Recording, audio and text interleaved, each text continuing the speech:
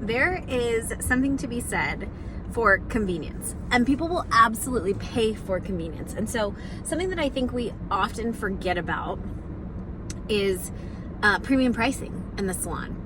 I recorded a full podcast episode exactly on like how to do premium pricing at some point. I think it was last year at holiday, because people want what they want during the holidays, and we all have only so much time. But it's something that I think about often, and recently have been thinking about, because I have been on maternity leave, and in general, like, I have limited schedule. I'm a full-time business coach, and behind the chair very part-time, and so my schedule becomes tighter and tighter behind the chair. Although I love to be behind the chair, that's not where I make the main source of my income anymore as a salon owner. It comes from the salon, and then of course here in this business. And so it's one of those things, like premium pricing is a really important piece of what I offer clients, specifically with like Saturdays or afternoons and evenings, anything outside of what I want. I used to do premium pricing just on my early morning appointments. I had quite a few clients that wanted to come at 8 a.m. And in my early 20s, I was like, oof, I don't want to do that. Now I'm like, can everybody be an 8 a.m.? But things in life changes. Don't we all know it? But I am sitting outside of this little tiny thing right here. It's like, I don't even know if that's a building. I'm not even sure that that is a permanent structure. In my little town that I live in, and it's called the Tag Stop. And I was like, oh, like, we need our registration done. Like, we'll just go, and then I could get the tags because we're gonna like go out of town. And so I was like, oh yeah, that'll be fast and easy, right? So I just went in to do it. And can we talk about premium pricing, you guys? Number one, they don't take a check, so you either have to bring cash or your credit card. They charge an additional 5% on your credit card, and then they charge you a fee for convenience. So literally it was going to add like $70 to our vehicle registration tag, which I just decided is not worth it. But that's not the point, because I have in the past used this building, and I think I paid with cash or something. I've used this service because it is just convenient, and I don't have to drive 30 minutes to AAA or mail it into the DMV. Like, we just want to have current registration. You're probably like, what's the deal, Lexi? Why is this so important to you? It's my husband. It's a thing in our household that we don't go on a road trip without certain things being taken care of. We always have to have current registration, even if it's like within the month, and we have to have an oil change, and everything has to be checked and whatever, because we just all have preferences, right? But the whole point is that this is like straight up, like, that might be like a little bit of a price gouge, but either way, like, when you're in a pinch, you will do it. When you want something bad enough, you will do it. And so I encourage you to not think about gouging people, but to think about how you could put premium pricing into effect for your business, for certain appointments, for certain services. Like, you get to decide these things, and clients are okay with it. Like, I full well knowing went to this place knowing that they charged a service fee.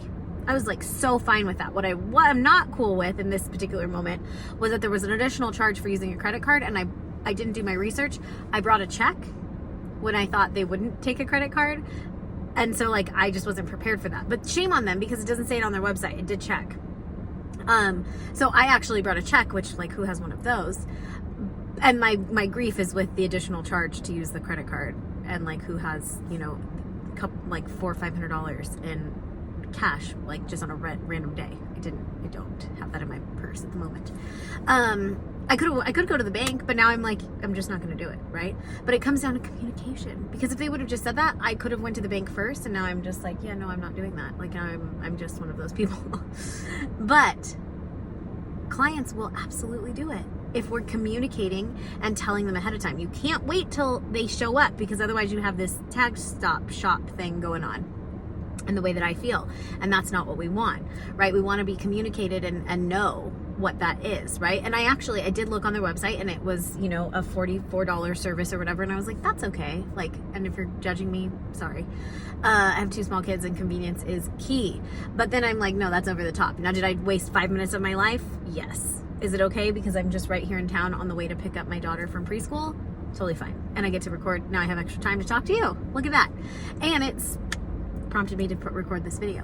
So ultimately, I know that clients like it though, because recently one of my clients is coming off of maternity leave. It's not me.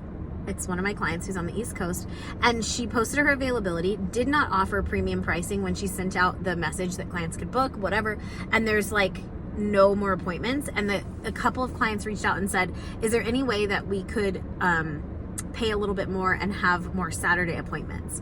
And so what we decided was best for her business is that premium appointments, doesn't matter what service they're receiving, but a premium appointment is outside of her normal booking hours and days. She's added a few premium appointments throughout the next like 6 weeks until everybody gets back in the flow as she's entering back into the salon.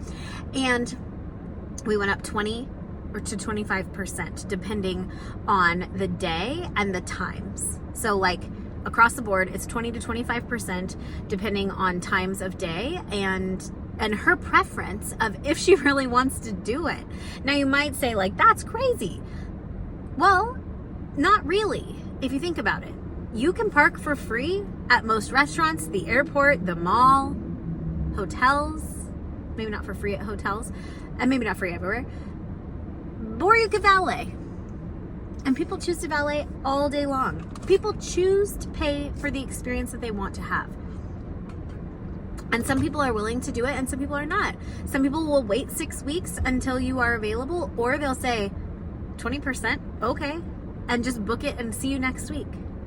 Like, there is a validity in this. Some people will pay the extra $44 service and the credit card fee because they need it right now. And while this is maybe a need that's a little bit different than needing to get our hair done, I would say we want to spend the money and need it in a much deeper, like, desire-driven place when it comes to services in the salon than this nonsense. Nobody wants to pay for that, right? We're just like, ugh, another bill, right? Like, there's no warmth or reciprocation of feelings with this transaction.